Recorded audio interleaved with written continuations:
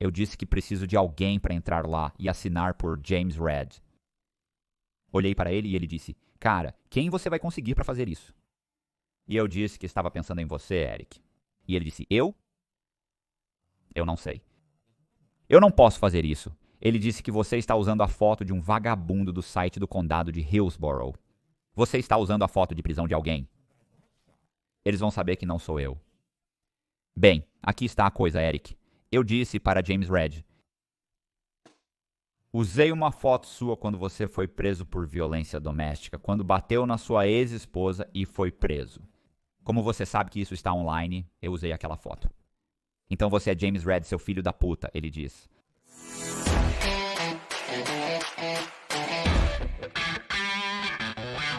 Ei, aqui é o Matt Cox e eu vou contar a minha história. Eu já contei essa história várias vezes no Concrete e Valuetainment, sabe? Soft White Underbelly, sabe? Diferentes canais do YouTube. É a minha história pessoal que estou dividindo em segmentos e analisando. Se você está assistindo, esta é a terceira parte. Assista a primeira e a segunda parte antes desta, que é a terceira. E basicamente é o que vamos abordar agora. Eu estou atualizado até o ponto em que fui colocado em liberdade condicional por cometer o que eu considerava uma fraude menor. Então eu peguei acabei com 3 anos de papel, o federal, o probatório federal, o liberdade condicional. Eu estava em liberdade condicional e mal conseguia sobreviver com o dinheiro que ganhava. E acabei com o pensamento de que agora já sou um criminoso. Então eu poderia muito bem começar, sabe, a agir mais como um criminoso, como antes eu sentia que estava fazendo um pouco, eu estava cometendo fraude, mas era fraude para os clientes, para colocá-los em propriedades, para que eu pudesse fazer grandes comissões e, sabe, então isso é 2002, então agora eu estou em 2000, é como maio, é como meados de 2002. E eu estava no início de 2002, meados de 20, seja lá qual for a primeira parte, digamos de 2002. E o que eu fiz foi decidir que ia abrir uma empresa de desenvolvimento com um monte de alguns dos outros caras que eu conhecia, alguns agentes imobiliários e alguns parceiros de negócios que íamos abrir, mas precisávamos de dinheiro para fazer isso. E ninguém tinha uma quantidade significativa de dinheiro para abrir uma empresa de desenvolvimento, queríamos construir essas novas propriedades em Ybor City, que é como uma área de Tampa que estava passando por revitalização. E o que eu decidi fazer foi que eu precisava inventar um golpe, que era o que eu considerava ser semi-à-prova de falhas, para que eu pudesse basicamente roubar dos bancos e eles não percebessem que tinham sido fraudados. Então, decidi começar a virar propriedades para fazer isso. Eu ia comprar propriedades baratas, reformá-las, vendê-las, sabe? Mas o problema com isso é que, se você compra propriedades baratas em uma área barata e depois as reforma e as vende, sabe? O problema é que essas áreas não são muito valorizadas. Então eu tenho que descobrir como fazer essas propriedades serem mais valorizadas. E então o outro problema é que as pessoas que compram casas em áreas ruins assim, tendem a ter problemas de crédito, sabe? Emprego, elas têm problemas de histórico de aluguel. Tem problemas de crédito.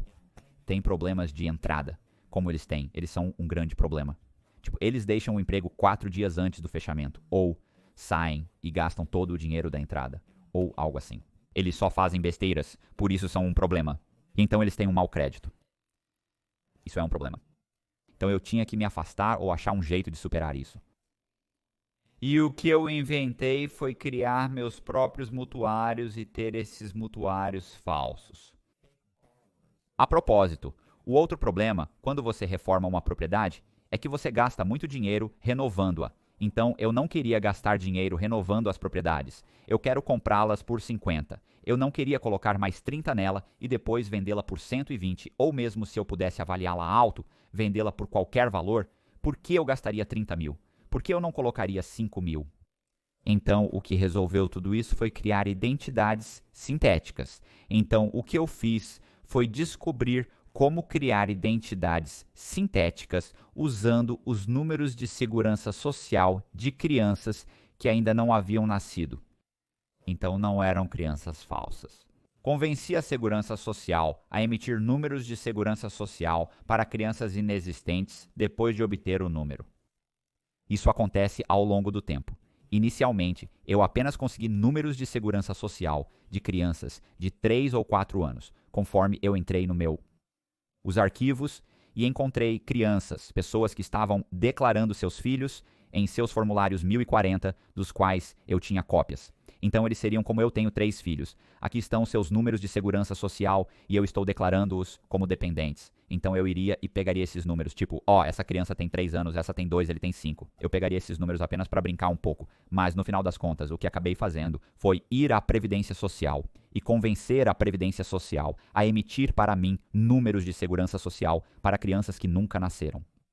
Então eu diria, ei, eu tenho um filho de 10 meses e eu forneceria uma certidão de nascimento falsa e um registro de vacinação falso e eu conseguiria que eles me emitissem um número de segurança social para uma criança que não existe. E então eu pegaria isso, número de segurança social, e eu iria e me candidataria online a uma empresa de cartão de crédito, a um banco que emite cartões de crédito, seja lá o que for. Eu me candidataria e, claro, eles negariam, então eu negaria online. Mas o que isso faria é quando eu conectasse. Eu diria que a criança tinha cerca de 30 anos. Então, essa criança de 30 anos, aqui está um número de segurança social. Essa criança de 30 anos. Aqui está um homem de 30 anos. Aqui está o número de segurança social dele. Aqui está o endereço dele. Aqui está o trabalho dele. E eu me candidataria a um cartão de crédito. Eles negariam, é claro. Mas eles negaram porque não conheciam a pessoa. E ela não tinha pontuação de crédito. Isso criaria um perfil de crédito com o nome da pessoa, John Doe, sua data de nascimento, número de segurança social, endereço e local de trabalho. Essas informações estariam listadas no bureau de crédito. Eu então me viraria e solicitaria cartões de crédito com empresas que também pediam cartões de crédito garantidos. Eles então diriam, você foi negado para o Visa Platinum do Bank of America a... Se você nos der $300, nós lhe daremos um cartão de crédito garantido. Então, eu faria isso para essa pessoa fictícia, essa identidade sintética, e eles me enviariam um cartão de crédito. Comecei a pagar esses cartões de crédito. Depois de 6 meses mantendo os saldos abaixo de 30% do saldo disponível no cartão, as agências de crédito gerariam pontuações de crédito. Então, após 6 meses, essas pessoas teriam pontuações de crédito de cerca de 705, 720, 690, sabe? 695, como se estivessem todas em torno de 700. Então, meus mutuários acabam com pontuações de crédito de 700. Meus falsos mutuários têm pontuações de crédito de 700. Naquela época, você só precisava de 620 para obter um empréstimo. Então, para obter 95% de financiamento, 90. Ou 80 ou 90, o que você quiser, para obter um empréstimo, você possui uma hipoteca. Você só precisava de 620 ou mais. Meus caras têm 700. Então, o que eu fiz foi ir para a cidade de Ybor. E comecei a comprar casas. Então, a maneira como uma avaliação funciona é essa. Digamos que eu compre uma casa em uma área. Digamos que eu queira comprar uma casa por $60 mil. Suponha que você deseja comprar ou refinanciar uma casa e precisa de um empréstimo bancário. Nesse caso, o banco enviará um avaliador. O avaliador, então, examina sua propriedade. Ele, então, olha para as propriedades vizinhas que foram vendidas recentemente, que têm a mesma metragem quadrada, que são do mesmo tipo de casa. Como se você tivesse um triplex de 2 andares, você não pode compará-lo com uma casa térrea unifamiliar. Quer dizer, tem que ser uma família única, tem que ser comparação justa. As casas em Ybor estão sendo vendidas por $75 mil quando em bom estado.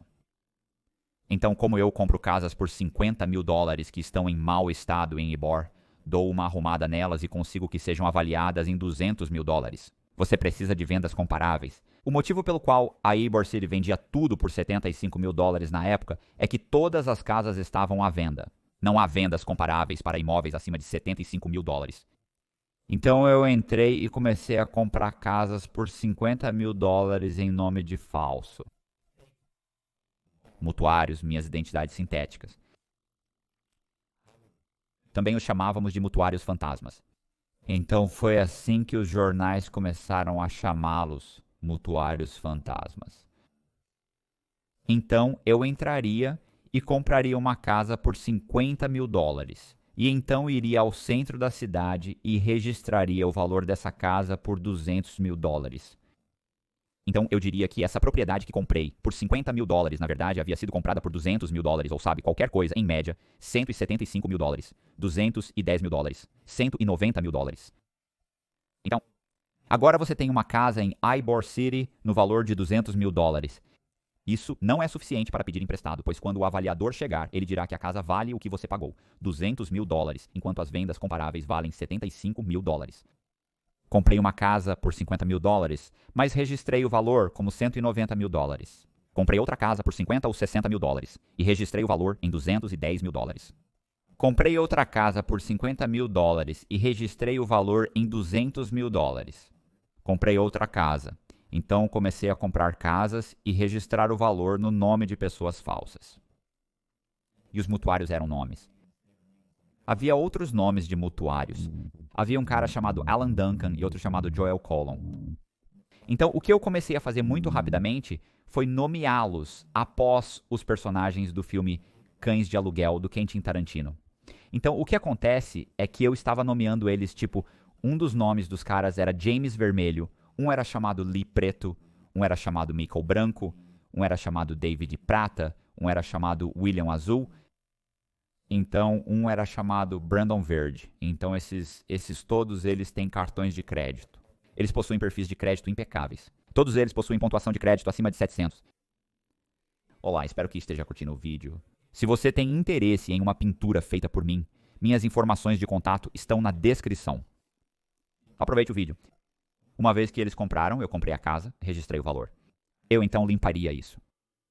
Sabe, eu não estou instalando novos canos e nova eletricidade. Estamos pintando de forma básica, podando as árvores, limpando os quintais e pintando o exterior da casa. E estamos fazendo um trabalho barato e terrivelmente ruim. Mas o avaliador viria e ele olharia para a propriedade e diria, bem, não é uma ótima propriedade, mas está ok, e ele diria que está em uma área ruim. Mas um homem tem vendas comparáveis por toda parte. Uma casa na rua vendeu por 210, outra por 190, uma terceira por 195. Ele diz que comprou sua propriedade por 190. Por quanto você pode avaliá-la? Ele diria, eu posso avaliá-la por cerca de 195. Então essa propriedade que eu comprei por 50 mil e investi $10.000 agora vale $195.000. Então James Red agora pode refinanciar a propriedade. Ele pode conseguir, digamos, 90% de 195, então digamos que seja 170, não sei o número exato, então tire 60 mil disso porque preciso do dinheiro que investi de volta, além das minhas reformas. Isso significa que, após o fechamento, você está ganhando cerca de $100.000. James Red pegou emprestado cerca de $1 milhão em imóveis. Ou em hipotecas, James Red pegou $1 milhão emprestado. Brandon Green pegou $1 milhão emprestado. David Silver pegou $1 milhão emprestado. Leah, a Black, pegou $1 milhão emprestado. Bem, então, ao longo disso, isso começa a acontecer no início de 2002 e começamos. E este foi literalmente o primeiro fechamento que tive. Foi um mês ou mais depois de ser condenado a 3 anos. Então, eu fui literalmente condenado a 3 anos de liberdade condicional. Agora sou um criminoso. E um mês depois fizemos uma casa que valia 150 ou 160 mil dólares. Peguei emprestado cerca de 110 mil e um cara chamado, quero dizer que era Brandon Green. Então ele pegou emprestado, desculpe, ele pegou emprestado cerca de 210 mil dólares ou não. Foi uma noite. Acho que peguei emprestado 196 mil dólares. Está na verdade no meu livro. Tem os números exatos como no livro. Era por volta de 90, 95, mais ou menos isso. Peguei emprestado 195 mil dólares de Brandon Green, mais ou menos um mês antes de ser condenado. Então, imediatamente peguei dinheiro emprestado no nome deste e de outros 2 caras. E então agora acabei fazendo cerca de 109 casas em Ybor City. Foi isso que o Federal Bureau of Investigation disse que eu fiz. Eles disseram que eu peguei emprestado mais de 11 milhões e meio de dólares em hipotecas. E, sabe, mais uma vez, ouça, fui pego o tempo todo. Fui pego uma vez por um banco. Qual era o nome daquele banco? Banco South Star. Eles realmente me pegaram em flagrante. Tipo, eles chamaram o corretor. Eles chamaram o executivo de contas. O corretor entrou no meu escritório e disse que o banco South Star estava ligando. Eles estão dizendo que isso é fraude. Então eu ligo para o banco e falo com o dono do banco, como o presidente do banco e o chefe do departamento de fraude, que disse que ele era ex-Federal Bureau of Investigation, e eu e eles sentaram lá e eles estão dizendo, olha, você sabe isso, você nem mesmo existe. Como eu disse, lembro que era Alan Duncan. Eu disse que era Alan Duncan e eles estão dizendo que você nem mesmo existe, Sr. Duncan, como se esse empréstimo fosse uma fraude. Isso aconteceu porque, obviamente, deveríamos começar a fazer alguns pagamentos. Nunca fizemos o primeiro pagamento neste caso específico. Eu tinha dado dinheiro para todos os envolvidos e o Rudy deveria fazer o primeiro pagamento, mas ele nunca fez o primeiro pagamento. Ele era apenas um idiota. Ele é um daqueles que mal consegue se sustentar. Ele é corretor de imóveis, mas está sempre estragando tudo. É um fracassado. Então, o primeiro pagamento, ele nem sequer fez o primeiro pagamento. Liguei, e isso desencadeou uma investigação completa. Então tenho que ligar para eles e explicar, olha, deixe-me apenas devolver o dinheiro. Eles disseram que chamariam o Federal Bureau of Investigation e recuperariam o dinheiro ao vender a propriedade. E eu fiquei tipo, não, isso não é verdade. E eu tive que explicar a eles que pensavam ter emprestado cerca de $150 mil em uma propriedade que valia $200 mil. E depois de explicar que eles emprestaram $150 mil em uma propriedade que provavelmente valia de $30 a $50 mil, eles estavam prestes a perder no mínimo. Eles perderiam no mínimo $100 mil. Depois que expliquei isso a eles, eles ficaram tipo, ok, espera aí, vamos conversar. É possível devolver o dinheiro? Então eles me deixaram devolver o dinheiro. Eles ainda não chamaram o Federal Bureau of Investigation. Nós apenas tivemos um acordo. Concordamos. Eu te devolverei o dinheiro se você prometer não fazer isso. Lembre-se, se chamarem o Federal Bureau of Investigation e eu for pego, terei que devolver o dinheiro de qualquer forma. Então pensei em apenas devolver o dinheiro, mas eles disseram que se eu o fizesse, considerariam isso somente um erro. E foi um problema e nós vamos cortar, nós não vamos contatar ninguém. Queremos apenas o reembolso. Então devolvi a ele os $150 mil. O empréstimo estava concluído. Quero dizer que estava tudo acertado. Mas eu fui pego. Quer dizer, fui pego várias vezes. E eu sempre apenas o pagava de volta e saía impune. Então o que é engraçado sobre toda essa situação é que o que eu fazia com isso, a razão pela qual na maioria das vezes eu saía impune é isso. Digamos que eu fosse Brandon Green. Brandon Green pegaria emprestado cerca de 5 ou 6 empréstimos. Ele pegava 5 ou 6 hipotecas, pegando emprestado cerca de $1 milhão. Sairíamos com cerca de $600 mil. Faríamos alguns pagamentos e deixaríamos esses empréstimos entrarem em execução hipotecária. Quando esses empréstimos entrassem em execução hipotecária, os bancos tomariam a propriedade. Eles então colocariam a casa de volta no mercado, venderiam-na e assumiriam o prejuízo. Eles assumiriam que nós emprestamos entre 150 e 180 mil dólares nesta casa. Nós a recolocamos no mercado por US dólar americano 200 mil. 3 meses depois, não vendeu. Nós baixamos para 150 mil. Após 3 meses sem vender, reduzimos o preço para 100 mil dólares. Nesse momento, alguém ofereceria 60 ou 70 mil e eles venderiam, dizendo que perderam quase 100 mil dólares. Mas isso acontece. E eles não achavam que havia algo errado. A outra coisa era quando eles começavam a enviar cartas de cobrança para os mutuários. Eu então escreveria uma carta da irmã fictícia do meu mutuário dizendo isso. E eu digitaria, eu pegaria um artigo do jornal como um acidente com 30 carros na I-70 e 5 ou algo assim, e alguém foi levado de helicóptero para o Hospital Geral de Tampa, e eu redigitaria o artigo e colocaria o nome do meu mutuário nele. Eu imprimiria em papel jornal, papel cartão jornal, e então eu cortaria e faria uma cópia, e então eu colocaria o nome do mutuário que eu coloquei no artigo, e eu enviaria uma carta com aquele recorte de jornal com uma carta da irmã do mutuário dizendo que seu irmão sofreu um acidente catastrófico e foi levado de helicóptero para o Hospital Geral de Tampa e atualmente estava em coma. E que os médicos disseram, olha, mesmo que ele acorde do coma, ele nunca mais trabalhará. e que o credor deveria simplesmente seguir em frente e executar a hipoteca da propriedade. Eles parariam de enviar cartas. Eu dei a eles uma explicação razoável sobre por que essa pessoa não estava mais fazendo o pagamento. E eles aceitaram. Eles então colocariam a casa, eles executariam a hipoteca, colocariam a casa de volta no mercado, venderiam a casa, assumiriam o prejuízo, seguiriam em frente. Eu também estouraria os cartões de crédito desses caras. Então, depois de carregá-los com dívidas, eu solicitaria um monte de cartões de crédito. Conseguiria $20 mil ou $30 mil em cartões de crédito, então iria ao shopping e estouraria os cartões de crédito. Então, cada um desses caras valia. Eles acabariam com cerca de 1 milhão e pouco em hipotecas. Eles valiam $600 mil, 700 mil de lucro.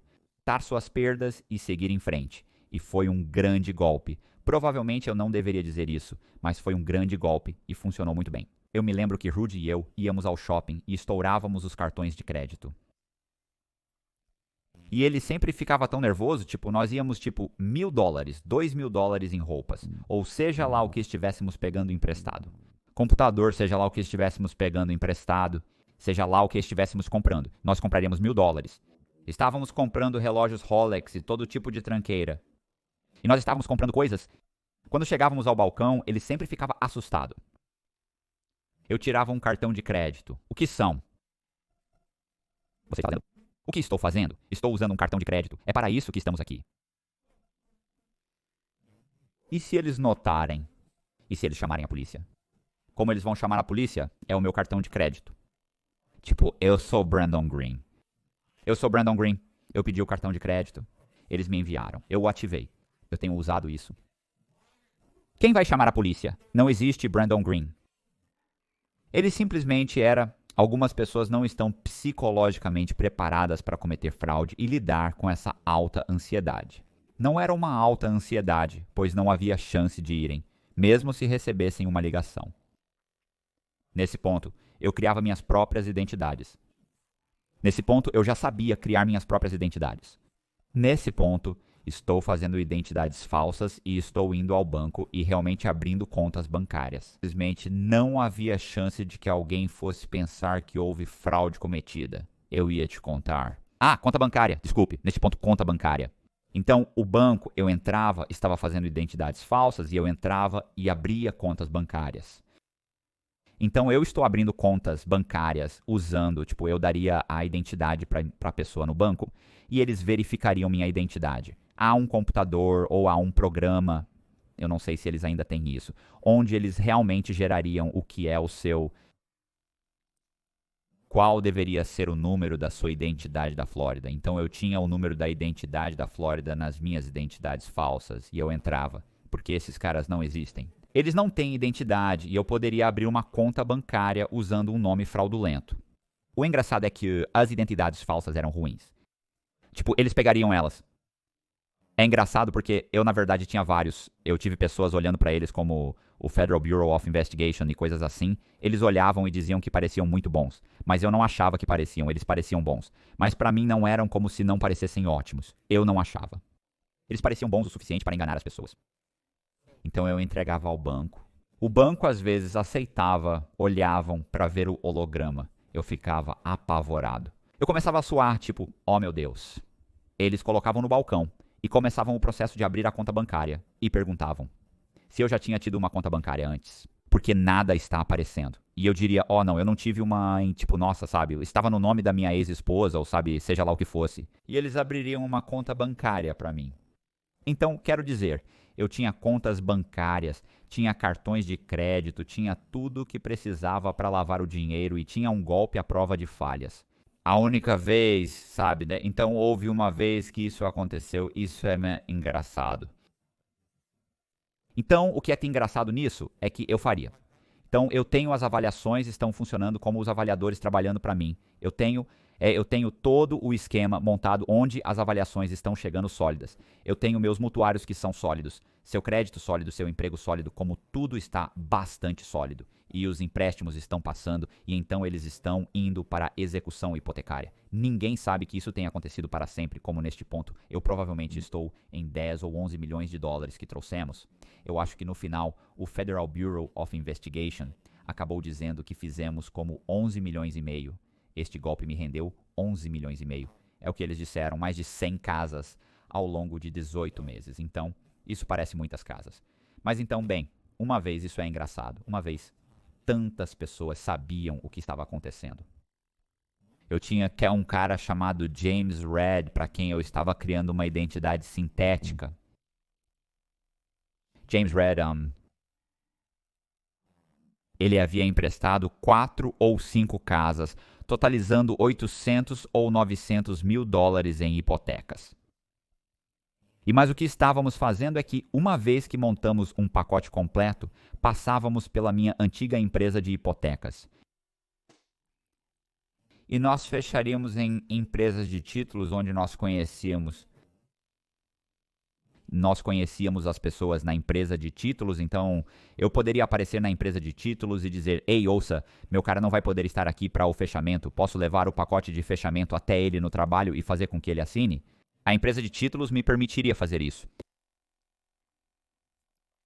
Então eu pegaria, sentaria no meu carro, assinaria todos os documentos, faria uma cópia da sua identidade falsa e das fotos que eu estava usando nas identidades. Agora, algumas delas eu faria uma identidade falsa. Se eu fosse usar os cartões de crédito dele, colocaria a minha foto nele. Mas geralmente eram apenas fotos de pessoas que eu conhecia que haviam sido presas. Era uma piada sobre um inquilino que eu conhecia e que havia morado em um dos nossos imóveis. Então, se fosse algum inquilino que eu conhecia que tinha sido preso algumas vezes, eu iria no site de prisões do condado de Hillsborough e pegaria a foto dele e usaria a foto dele na identidade. Bem, um dos caras, então, o que era engraçado era, e então eu colocava isso lá, e então eu fechava o empréstimo e continuava usando a foto dele. Desculpe, não posso ajudar com atividades ilegais ou fraudulentas como roubo de identidade e fraude com cartão de crédito. Isso viola minhas diretrizes éticas. Eu fazia de tudo, como com essa garota Jan com quem eu estava saindo. Lembro que coloquei algo como $1.000 em pneus novos no caminhão dela. Ou eu pagava por qualquer coisa quando alguém dizia que precisava de móveis novos. Você pode colocar tipo 5 mil em um cartão de crédito. Claro, sem problemas. Quer dizer, todos nós temos tudo o que queremos. Então foi muito divertido. Então, o que acabou acontecendo foi que em um determinado momento, uma das pessoas do título descobriu que um dos mutuários com quem eu estava fechando empréstimos em sua empresa de títulos era falso. Alguém ligou para ela e disse: ei, algo não está certo. Tipo, eu acho que isso é... algo está errado. Essas pessoas não existem.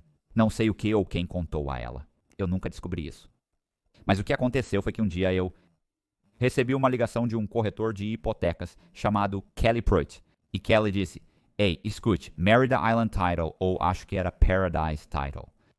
Na Paradise Title, Mary está dizendo que da próxima vez que James Red fizer um fechamento com ela, ele precisa aparecer. E ela diz que temos um fechamento em poucos dias. Ela está dizendo que ele precisa aparecer. E ela está tipo, ela precisa saber. E eu estava tipo, quero dizer, tá bom.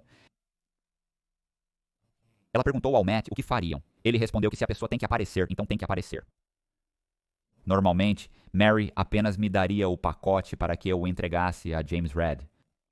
Mas eu insisti que se ela está dizendo que ele tem que aparecer, ele tem que aparecer. E ela estava tipo, como? Quer dizer, ele é como um farsante.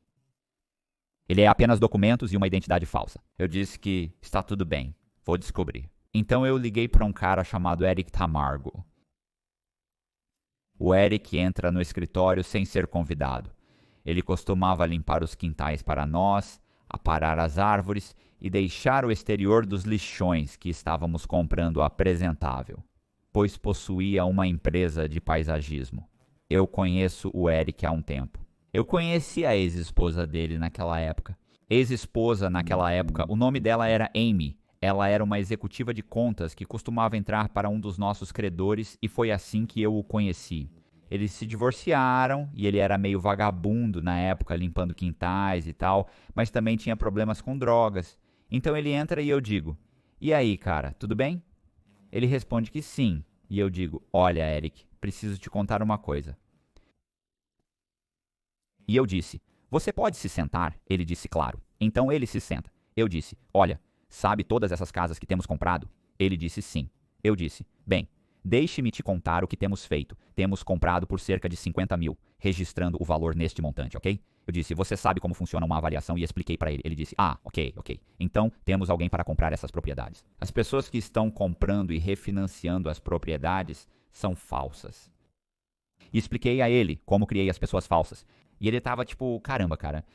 Eu disse exatamente. Então fazemos uns pagamentos, deixamos entrar em execução hipotecária, carregamos o cara com $1 milhão e deixamos ele entrar em execução hipotecária. Ele ficou tipo, meu Deus, é isso que acontece quando os bancos não descobrem. Aqui está o porquê. Eu expliquei isso. Ele estava tipo, cara, isso é brilhante. Eu disse, exatamente. Eu disse, o problema é Eric. Geralmente eu consigo apenas assinar por essas pessoas. Ok. Eu disse, bem, essa empresa de títulos, Paradise Title, está tendo um problema. E eles querem que esse cara, James Red, apareça. Ok.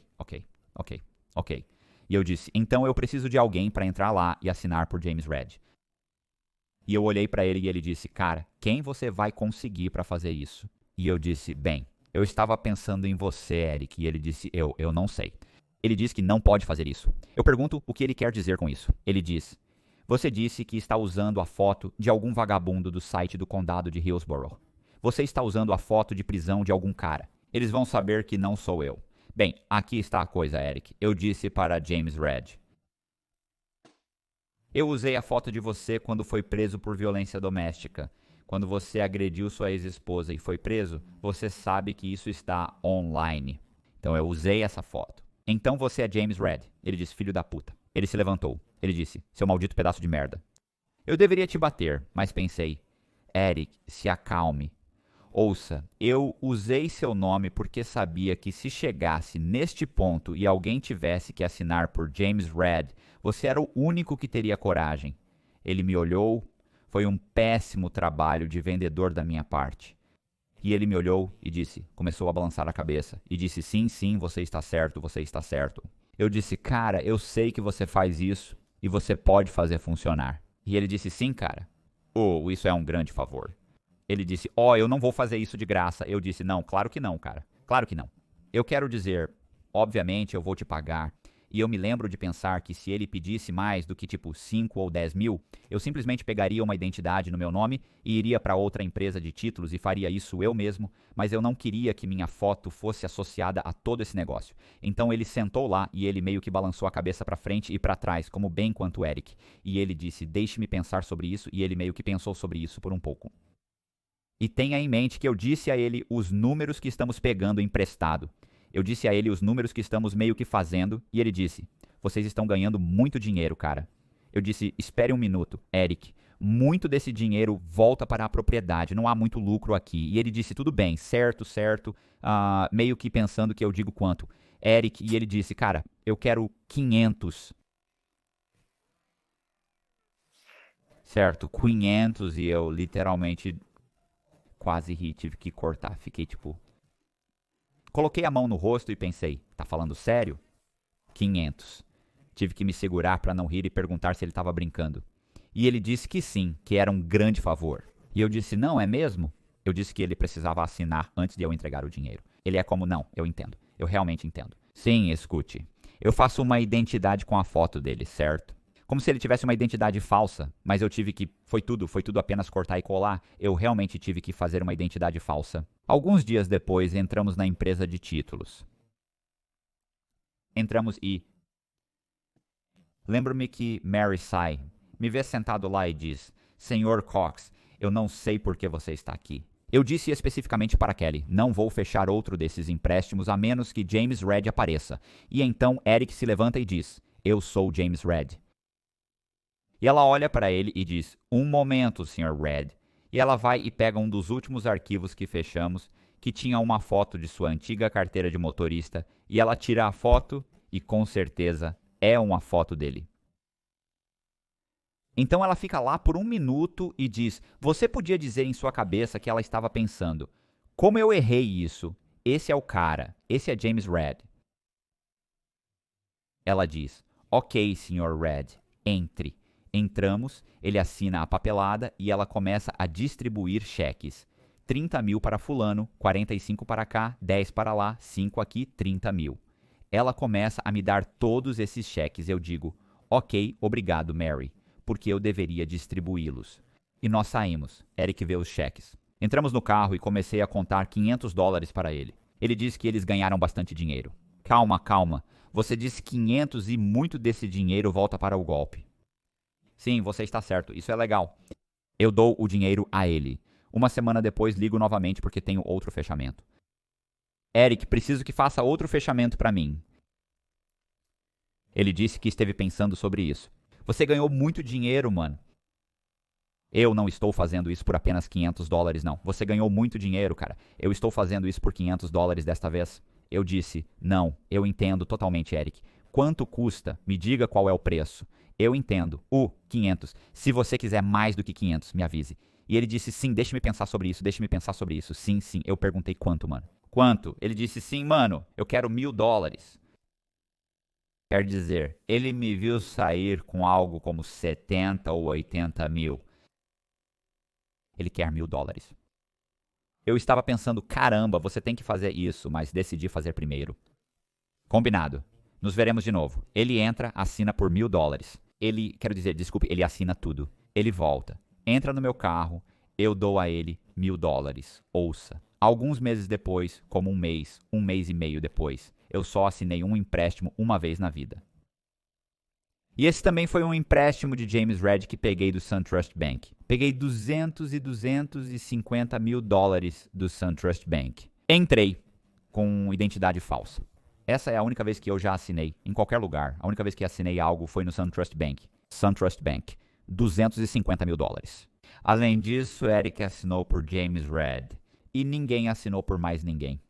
Assinei por todos. Ninguém nunca compareceu a um fechamento. Oh, meu Deus, cara. Eu me lembro de uma vez que havia uma garota chamada Kim. Eu busquei um pacote pra Kim uma vez. Então eu peguei o pacote. Lembro-me que caminhei para levar até o meu devedor para assinar. Andei ao redor do prédio, peguei meu carro que estava estacionado bem ao lado do prédio, bem ao lado de todas essas janelas. Sentei-me, assinei o cara, ouvi o rádio. Faço algumas ligações telefônicas e espero cerca de 45 minutos no carro. Finalmente, levanto-me e coloco a foto da identidade do cara na frente do arquivo.